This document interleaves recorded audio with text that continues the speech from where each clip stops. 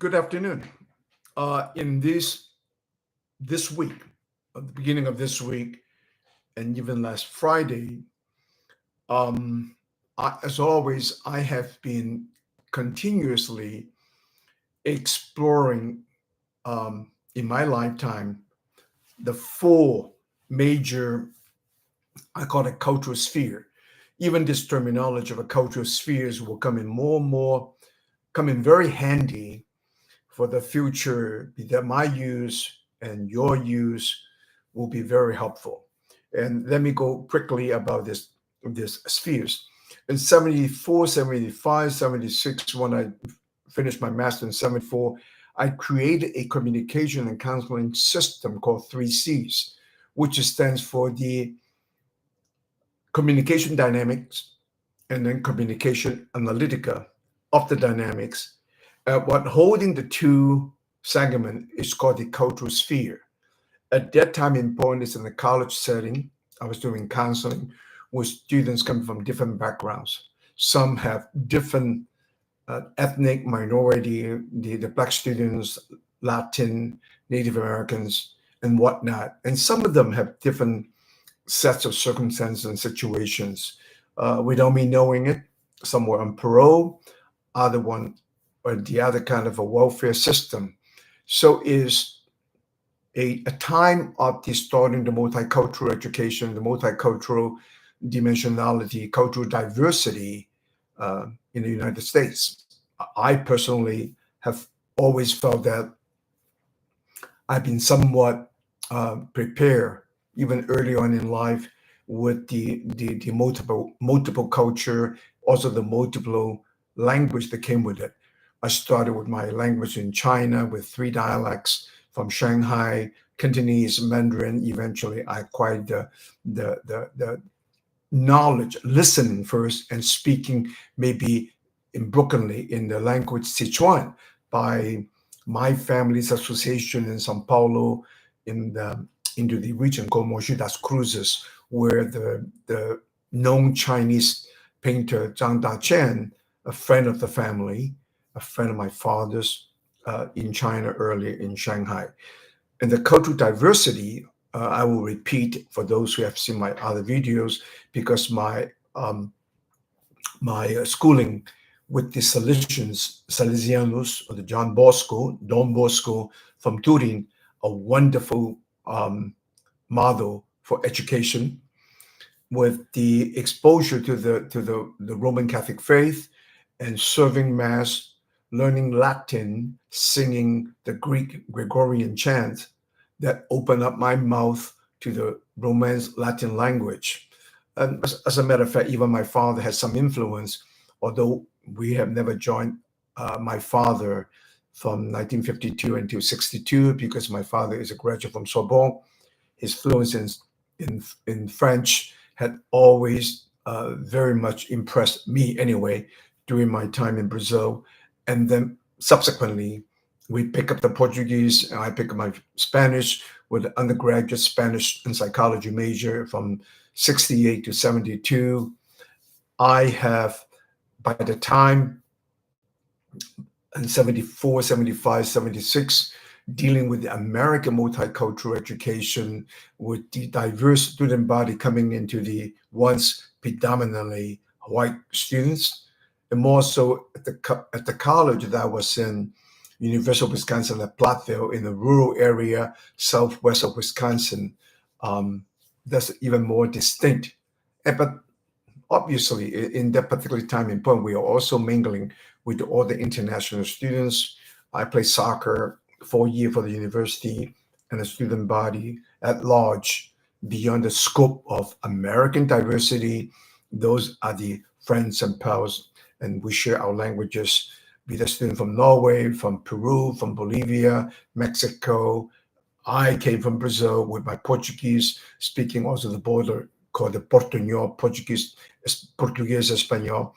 The mix of the language, the mix, my confidence in the use of language had never let me shy away from this cultural diversity.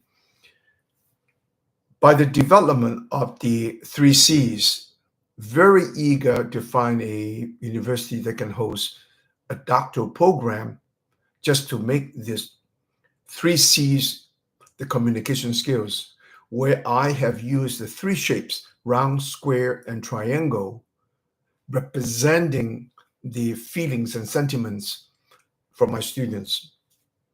And subsequently, that particular three shapes of communication and not using a written language, that was the infancy that brought me back 45 years later in the development of the psychology on round and square. That was the infancy. But when we left academia in 1977, uh, Kathy, my wife, we opened up our business here in Lake Geneva, Wisconsin, with the so-called China West. But behind it, that was only married to 10% of the retail business. We moved above and beyond from the global distribution of colored gemstones, mining, and minerals, all via Brazil. And China West, for the last 45 years, basically it's the 15-20% of our gross sales. And the years of the development have brought me back to Brazil, from Brazil to the mining regions, Minas Gerais, to the joint venture in Uruguay and Artigas with the amethyst, and also Rio Grande do Sul. And this is another subject that I have covered also within my 7 to 8 platforms in pauyi.ai. However, this is not a new category. This, again, is the summary of the discussion, and the subject matter today is called the pedagogy of conscience. I repeat, first, I have created the language system, communication system, without using languages, but in shapes, or in that time is both. So that three C's were giving the seeds and thinking the creation of the psychology round and square. The psychology of the round and square was shaping up in the last 5 to 10 years is because the 45 years exposure, my travel to the interiors of Brazil, from be that the Amazons, and I had always part of that business allow me my early, when age 16, wanting to go into the seminary school, not because religious reasons, but much more of my curiosity of the Brazilian rich minority cultural tribes when the Salesians were working in the area in the western state called Mato Grosso by the border of Bolivia, and then the native indigenous people called Chavantes. I have since, in my last 20 years, I have my business engagement and proposing business, helping the natives develop an economic culture without intrusion, without obliterating their culture. I have met with the Cintas Largas in Rondonia, in the region called the Roosevelt Reserve. The Roosevelt Reserve was visited by Teddy Roosevelt years ago, and the state Rondonia was his guy, his traveling partner, eventually known as Coronel Rondon, Rondon. And from the region, I went up to San Gabriel de Cachoeira, from the direct north in the Rio Negro, and meeting up the other groups, the Baniva, the Tucano, Pare, and also the Yanomamis. In part, there was my 60 years old 2008 retreat, meeting up historically the one and only the Bishop of the Indians, Bishop Song. Like me, we share the same ethnic component regionally or geographically. We both were born in Shanghai, then moved to Hong Kong, speaking Cantonese, gone to the Salesian school. We both eventually moved to Brazil, and we met up in the town called Lorena, where my school was. The old school, my school now today is close to 200 years old, called the Colégio São Joaquim. And on the side of my school is the University of the Faculty of the Salesians. Eventually, Dong Songi become the bishop of San Gabriel de Cachoeira, a city only 70 kilometers south of the equator line, and surrounding us is one of the larger ethnic groups of the 30 tribes of natives. So you may say, in my 45 years in the business, I have also spent time to continue to cultivate my interest in foreign languages, my interest in the customs, and very much continuously about the curiosity of the living style, living value, and mostly with the Brazilian natives.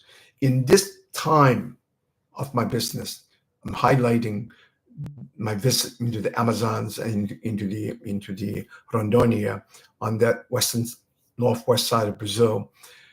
In this development, I become more enriched by the people I met in San Gabriel. The 8 priests, the 3 bishops have written 15 different books. And during the 6 weeks of time, they gave me a very strong orientation and better acquaintances of one of my most admired educator. He inspired me forever, is Paulo Freire. And let me tell you, Paulo Freire, who had written Conscientization. And I'm going to highlight in Portuguese and in English, to conscientize is a verb. Already had given me certain hints. The conscience cannot be taught. To conscientize is to act with conscience. So conscientization of Paulo Freire, let me just put this particular linkage of Freire's awareness I have since my days in the Amazons in 2008, when I turned 60. But in my time, during my time in Brazil from 62 to 67, the military regime entered, and Paulo Freire was educating many of the Brazilians, illiterate folks from the Northeast. That's where he's from. And one of the things he impressed me the most is that he had a certain kind, just in commentaries, that he not showing resentment. He said education cannot be using the draw form of education. I have since modified it to maybe an American version, like our Thanksgiving stuffing a turkey or stuffing ducks or animals. Education cannot be stuffed. And also, even in Chinese, in my days in China, there's always a saying, not to 读谁书, don't read, don't study a book that is dead. In the meantime, we read enormously, tremendously. So there are many language echoes by Paulo Freire's conscientization or conscientização.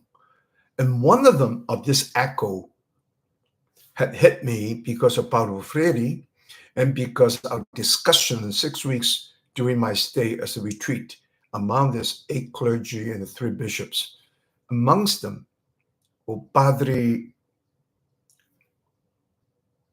Capianchi, Osvaldo Capianchi, was one of my, the catalyst, one of my, the few clergy that had me inspire and read on more and dig in more about Darcy Ribeiro.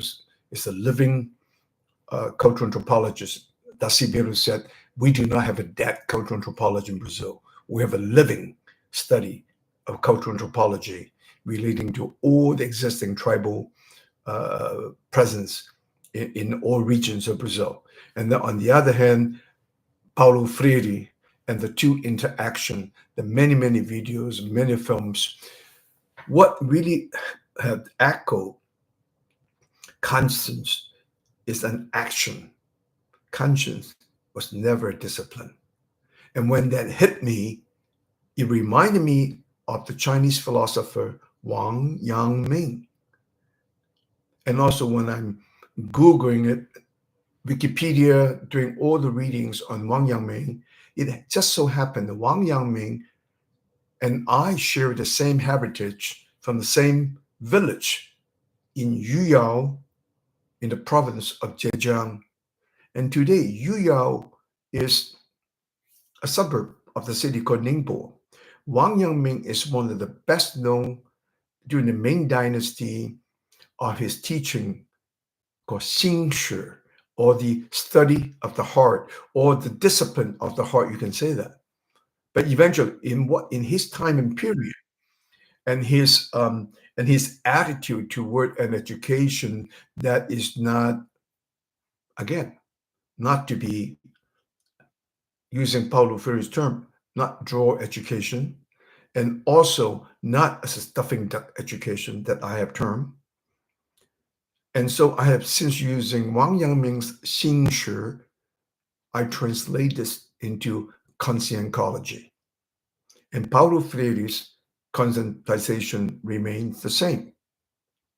And subsequently, after much thinking in the last 4 years or 10 years since 2008 and beyond, I have 2 days ago have decided to create a term to call it the pedagogy of conscience. Well, I have discovered a couple of very interesting observations, and I think these observations will allow many of the global scholars, be that Chinese, American, Brazilians, Latins, Europeans. I have always been wondering, conscience has always been mentioned or said by somebody like Mark Twain, by many of the, if you Google quotation comma, a comma and put conscience, you shall find hundreds of the thinkers, philosophers. Goodman, Victor Hugo. I'm using those names because I grew up with a household with the French literature because my father's schooling, and then we had Charles Dickens, and we had other known authors, and almost every one of them, including Einstein, they all have the quotation about conscience. And even in some of the Polish hearsay, the conscience is the best pillow that one can lie on. And yet, there's not a study about conscience. So I take a daring step. I'm putting this terminology about pedagogy, or the study of the art of conscience. And I hope I can have an echoes response. No need to be inquiry. I think we'll have many departments of pedagogy of conscience. More than that, I'm just poking fun of the many PhDs, Doctor of Philosophy, Philo is life, Sophists are the studious. People are curious about, and then one term linking to the Doctor of Philosophy is wisdom. And yet, I'm still puzzling if there will be, in the future, there will be a Doctor of Conscience. Would that be higher than the PhD we have today, coming from the medieval European academia rank and file of the doctoral degree? We're Henry Kissinger. Many think of him, wow, historical figure. For the Chinese, appreciating Kissinger's tie with Nixon to China.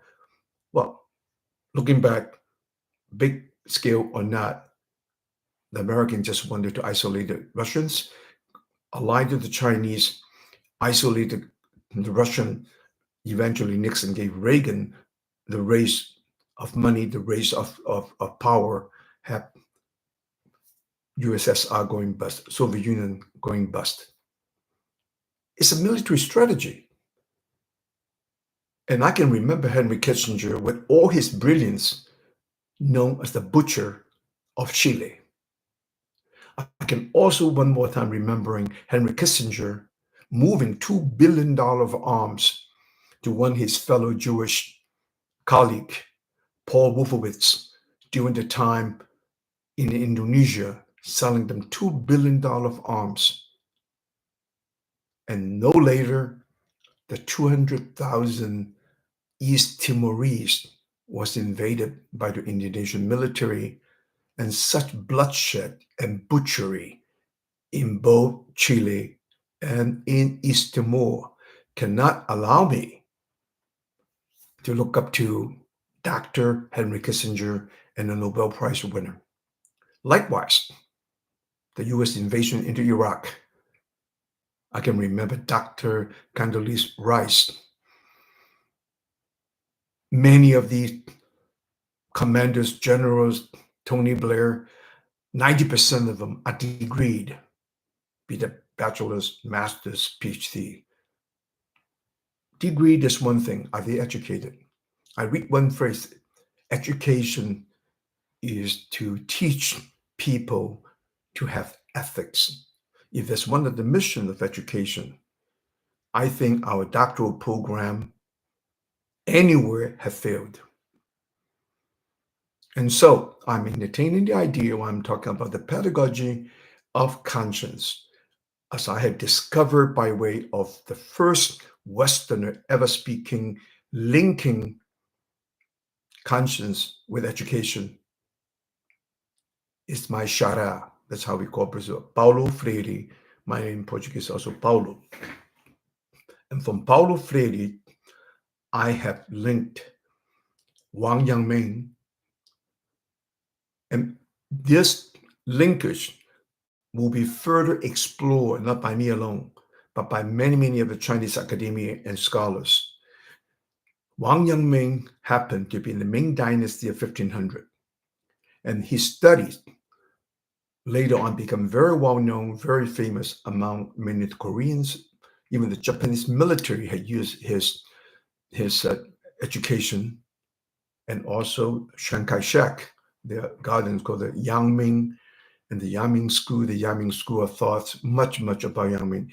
And I would like to Global Confucius Institute to pay attention about Wang Yangming, because in the use of the Wang Yangming's formation formatted the three major school of thoughts of Confucius, Lao Tzu, and Buddha by way of India, and also before that time of the Chinese book called Yi Jing.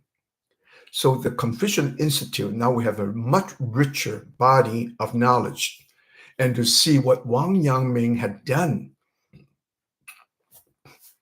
I enjoy cooking, and I think good thinkers are good cooks, like Su Dongbo. How do you mix all this idea and thinking and make them synchronized to make sure that every flavor gets into the meat or into the dish or into the vegetables? So I think Wang Yangming, and by focusing and by linking Wang Yangming and Paulo Freire, not just China, Brazil, will have a new educational learning awareness about human conscience. The entire West will have to rethink. If you get a doctoral degree in philosophy, how about a doctoral degree about conscience? Because conscience is the conduit to remind us to always be kind. The benefits to be kind is human goodness. Conscience is the language of the heart, and is written in Chinese called Liang Xin. You can talk about a kind heart or the kindness of heart, or just kindness in the use of the language of the heart. So I think in this exploration, with all the future input, pluses and minus, criticism, we will make Liangxing as a dish. You want to have the whole piece, you want to have it minced, you want to mix it with Mexican temperament, Chinese, Brazilian, European, African.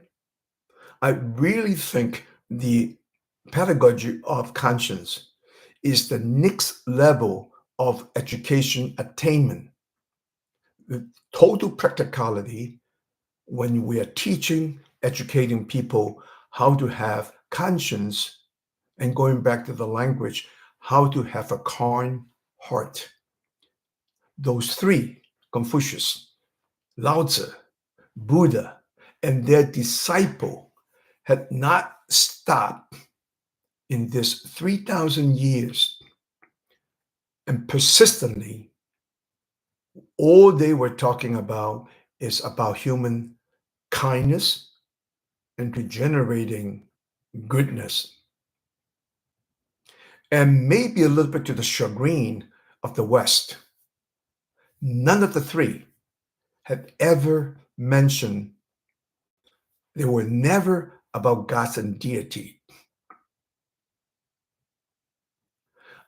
I think this efficacy of a human kindness will create a human goodness from the bottom of our heart, from the inner sanctum of our heart. And so I do created a terminology called Thinkology. The only way we can learn more about human conscience is that we think.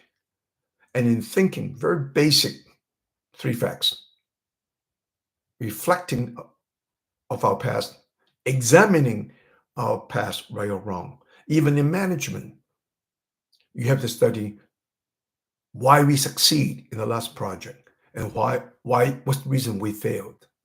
Reflection is collective. The next question is introspection. What have I done to contribute to the success or the failure? And thinking into the future is all about hypothesis. It's all about imagination. Without imagination, we will not have the sort of inventiveness or creativity and to use whatsoever element on earth to create in the last three industrial revolution. However, this fourth industrial revolution by way of the AI, quantum computing, is no longer limited to regional human intelligence. I have a very simple configuration about how I embrace the pedagogy of conscience. I started with the entire body of knowledge available to man, depending on our background, our intelligence, our wisdom, or whatsoever we have. We take this knowledge into the sphere, or cultural sphere. The second sphere is the intelligence sphere. Many of us, like Bill Gates, like Bezos and Amazon, the Google boys, they package the intelligence into a functional tools where many of us using it daily, why they benefit. In the Western sets of patent copyright protection, which is wonderful, marvelous. But looking back into another spectrum, the Chinese created gunpowder by way of the Mongols, by way of the invasion, by the Western expansion. Gunpowder, the fireworks of the Chinese become the gunpowders, become cannons, now we become nuclear weapons. It's not a matter of good, bad, it all depends on application as usages. But the idea for many creations has started with zero malice. In the spectrum of intelligence sphere, there are malice because human desire, because of human obsession with power. And this is where the next sphere comes in, is the human wisdom. I think by design, the universe, without quoting God, deity, and whatnot, we're all trying to bring the collective knowledge, the benevolent knowledge, even going through the cycle of intelligence, to be able to filter back to be wisdom. Wisdom is the intelligence with a collective benefit to all. But in that realm of the intelligence, there's a couple elements involving the rational, irrational, and reason. I'm still not quite clear about rational thinking and its association with human reasoning skills, but we all know when you screen off the ugly elements of the intelligence, self-serving, selfish, or destructive intelligence, I despise usury. In the capitalistic world, that is a necessity. But by taking away the benevolent intelligence, screening through the human conscience, we can bring this goods into the another sphere, what we call wisdom. And from wisdom, it can be recycling back into the general body of knowledge. In this thinking had allowed me to create another new term. I call it the Pensacological civilization. Next to that, I have also created called the ecological conscientization. Plus one more, the economical civilization. But let me remind all of you, in my years, spend time, or at the time when I spent in the Amazons, when the Vatican has sent us a program working with the indigenous, the natives. The Vatican is part of the academia. Many good things happen to the Roman Catholic Church in this organization.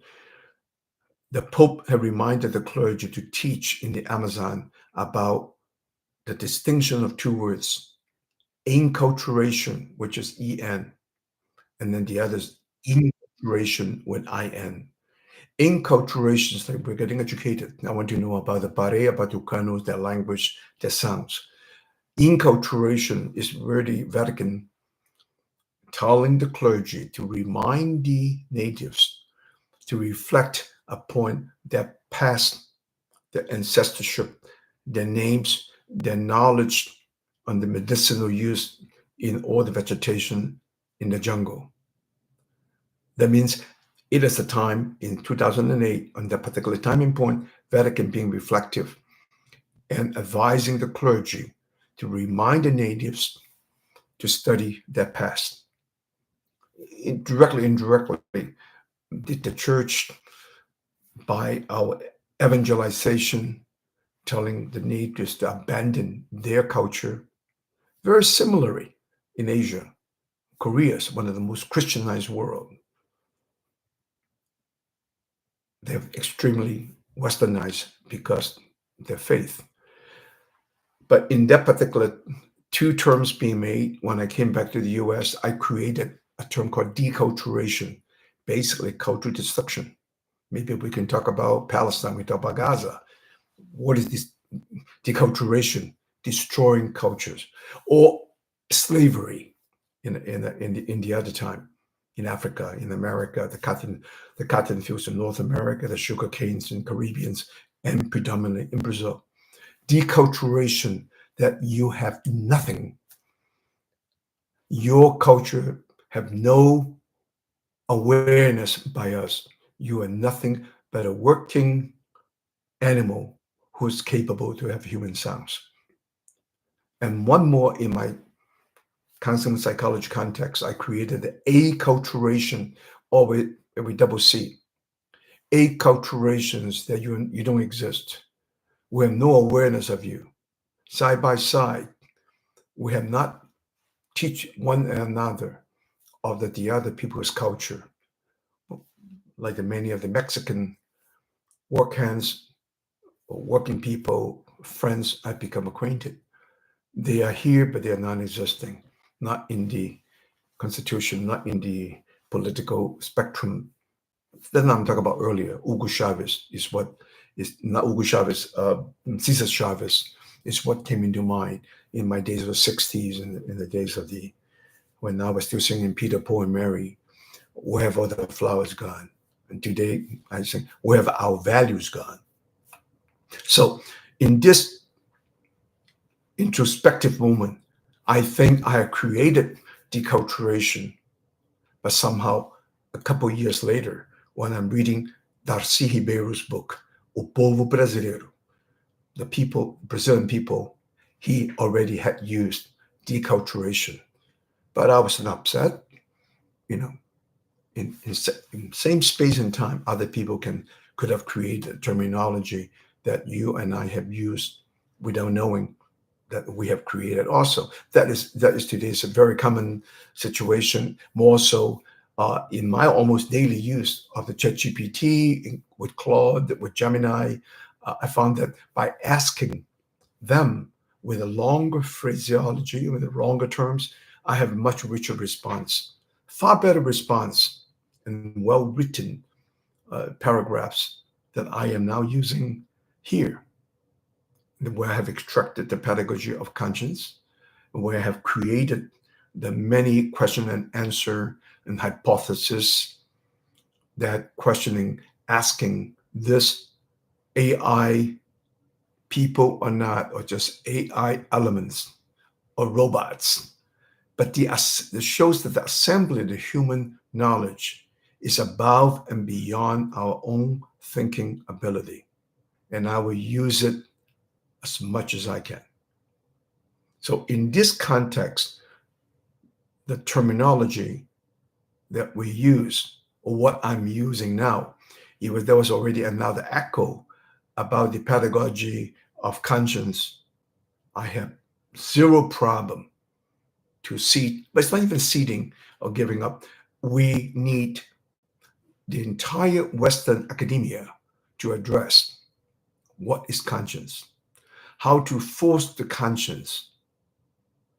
If this conscience is the inner value, the inner moral compass in us, before or after the Judaic God, well, then allow me to play naughty, play the monkey king of the naughtiness, and make up a parable not too long ago. I call it on the eighth day, when the Muslim were resting on Friday, and the Jews had their Sabbath on Saturday, and the Christians had their Sunday rest. Unbeknown to them, the God, whoever, the powerful, the might of the universe, created on the eighth day the Chinese, and he had given them a simple thing, conscience. Because this conscience element, we, the Chinese, had never cared for prophets. This is me in the using of mythology, the mythology that I created, Chinese, on the eighth day, somewhere away from the Middle East, somewhere away from Mount Sinai, in between the River Yellow and Yangtze. The Chinese were created and were injected the idea about conscience, because conscience is 24/7. Conscience thinking is 24/7, 365. Conscience in the modern era is that we examine what is right or wrong, what is good or bad in nanoseconds. By all means, I'm not here to be anti-theist, but the entire four branches of the Abrahamic culture and the Judaic origin had given yourself calling Judaism, Catholicism, Protestantism, and Islam. And subsequently, all the academia and the Westerners, along with the Western conquest, expeditions, enslaving slaves, building products for market demand, be that sugar, be that tobacco, or whatever. This group of Western intelligence academia have not given any thoughts about the Asian thinkers, philosophies, and value. And I think this is going to be a great turning point. If nothing else, bing, just a new idea. That's why, with all my 45 years of business travel, a business about being cunning, a business being deceptive and rewarded by deception, jokingly speaking, is the gem trade, it's a diamond trade. But even at this time and moment, with the existing system of AI and quantum computing, today, without a good and sound transparency, these miniaturized economies will not survive. If they survive, will not be for long. So for my other brain of the business, I did develop a system called the Gem Files. You will service the industry with the 4 T's: total transparency, total integrity, total efficiency, and total accountability. And to be substantiated in all the transactions and communication in this world by way of a system of blockchain that can authenticate from the senders of any message to the respondents and documented by time. And I hope this combinations of business for 45 years in a very amazing, entertaining gemstone business, mineral business, and with my loving Brazilians, I love them dearly. Even if they can cheat me from now until the day I die, in the game of gemstones, I'm totally satisfied. I will accept it. But in this 45 years of the trade, had given me the education to give me added thinking that is contributing today from the terminologists of conscientization of Paulo Freire, my master, Pensacology, Wang Yangming, Pensacological civilization, which by my estimation, we are humans, but we're not too bright. With what we have in the nuclear arsenal of the 4 or 5 basic countries, we can become totally obliterated. The planet Earth can be blown up into pulverized. In the meantime, the 3 civilizations, unlike Egypt, broken down first by the early hegemony, and yet the Romans giving us the 4 Romance languages by my count, like read the language called Romantina, Spanish, Portuguese, French, and Italian, plus the others I put a major 4. But thanks to the Romans, the language had beautified part of Iberia and other part of the world. But the Romans were bullies. And the Romans, basically the first bullies who destroyed the civilization of Egypt. And then come next, the Babylonians, who destroyed the Sumerians culture in Mesopotamia, between the 2 rivers, Euphrates and Tigris. I have not the best knowledge or notion about the fading of the Hindu Valley civilization. And in what I'm defending of the Chinese civilization by the landscape of China, the Yellow River and the Yangtze River happen to be blocked by the Gobi Desert in the northwest, the east by the sea, and the mountainous region from south-southwest. But even at that, it takes a handful of Brits and the Rothschilds' financial standing in the use of the Brits as mercenaries by the East India Company and by the idiotic exhaustion of the consumption of tea of the British to try to get back their silver. China was defeated, humiliated for 100 years. We were known as the sick man of Asia. I will continue to write about the Opium Holocaust. I will also write about something in what we call about cultural dissonance of the Chinese people, the Opium Chinese diaspora. And in that diaspora, going from 1840, from the failing of the Qing dynasty to the rise of the early republic, because the shame and hurt put forth to the Chinese by the Versailles Treaty. And the early republic, the messy warlord dispute and fight, internal fighting of the Chinese, came eventually the Japanese. And eventually the civil war between nationalists and communists from 1840 to 1848. And by my count, another 50 and 70 years later, not until Deng Xiaoping came up to the horizon,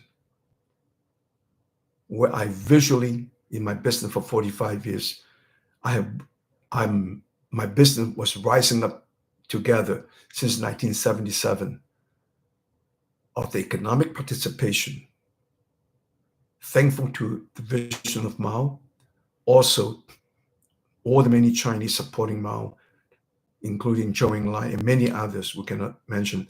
But Deng Xiaoping's global vision had put China engaged in the global economy.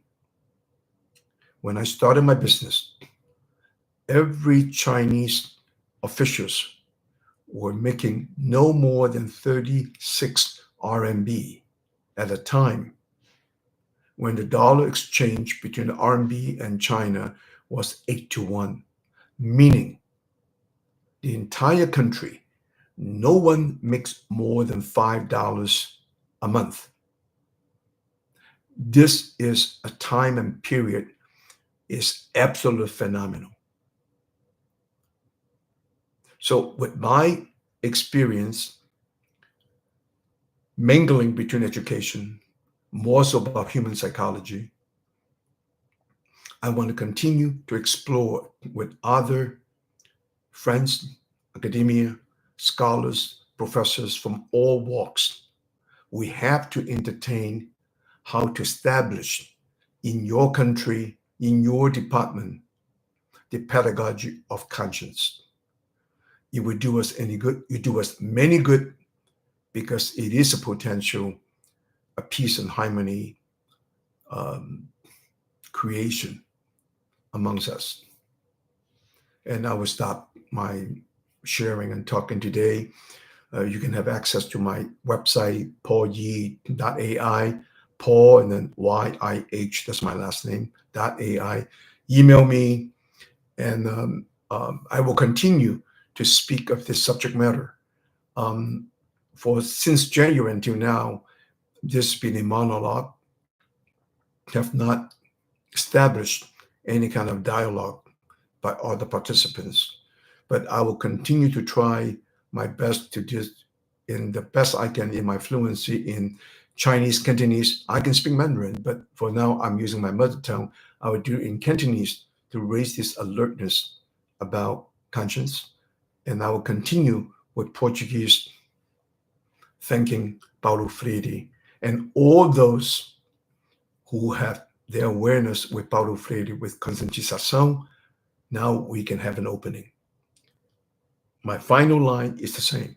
Conscience cannot be taught. Conscience coming out for human thinking.